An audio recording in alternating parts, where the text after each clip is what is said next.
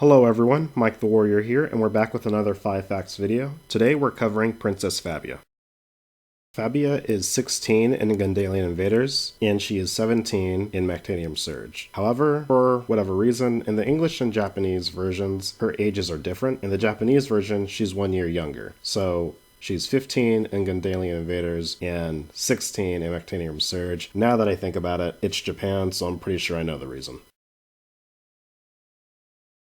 Fabia is the younger sister of Queen Serena from Nethia. They're at war with the Gundalians over the Sacred Orb. During an earlier part in the war, her fiancé Jin was killed, which increased her hatred for the Gundalians. In the episode The Visitor, Fabia makes her first appearance in the series when she enters Bakugan Interspace in an attempt to recruit the Battle Brawlers. However, the Gundalians ended up getting there first, and Ren basically twisted the truth so the Brawlers would be on their side instead. Luckily, Sheen is just that guy, and he was willing to hear her side of the story out, as some things just didn't seem right to him. Then, with Sheen's help, she's able to expose Ren and the Gundalians as the real villains of the story, since they are the ones who invaded, and she joins the Battle Brawlers, which wraps up the first arc of the season, and then the Battle Brawlers return with her to Nethia, and they join the Castle Knights in an attempt to end the war.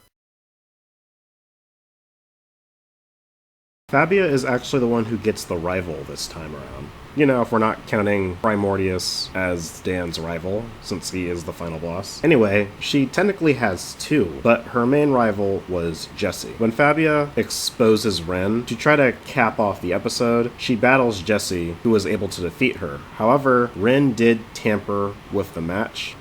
And ever since then, out of the 5 battles Jessie has had in the series, he battles Fabia 4 out of them. And during his last match, when he thought he was going to die, he even says that he finds it an honor to have his final opponent be Princess Fabia. And what I liked about this is it was a good way to show Fabia's progression throughout the series, because she wasn't that good when the series first started, but at this point she's become a really powerful battler. And not only does she beat Jessie, yes, she had Jake's help, but an argument could be made that when she battled him and beat him the first time, she probably only did it because of Dan. Jessie's skills as a brawler are insane, because he was even able to beat Sheen, and that's no easy feat, besides that one time. But unlike Shadow Probe, Jessie's skills were consistent, so by the time Fabia is able to beat him, it's not really able to be questioned if she's good at Bakugan or not. Her second rival is Kazarina, the mad scientist from Gundalia. Her rivalry with Kazarina is a lot more personal, as Kazarina is the one who actually killed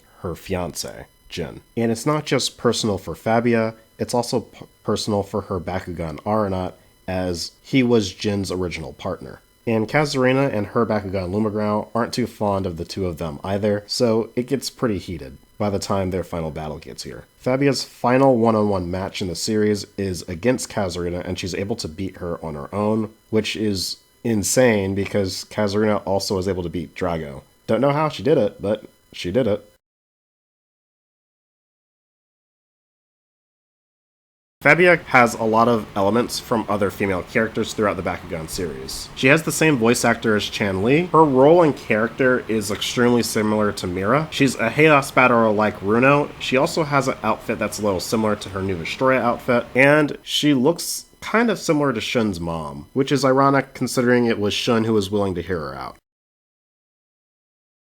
As stated earlier, Fabia makes a return in Mactanium Surge, and she's one of the few characters who's actually spared from the bad writing, because she's barely in it. After the war ends, and Dan defeats Primordius, Fabia is crowned as the queen, and we see her for a brief moment when she's giving orders to the others when Magmail makes his attack in Mactanium Surge. She even has a little moment where she breaks character to say hi to the brawlers. It was cute. In order to be queen, she has to give up Bakugan battling, so Aranat is no longer her partner, and I'm not entirely sure how I feel about that, but her sister doesn't battle either, so it does make sense, I guess. I'm gonna end this video with a question. During Fabia's final battle with Kazarina, the episode was so good, but I think if it was structured just a little bit differently, and if Gundalian Invaders had more time, since it is the shortest season, I think Fabia and Aranat could have had an evolution out of this if they didn't abandon evolutions for anyone whose name wasn't Drago or whatever villain he had to be fighting. But the question is, if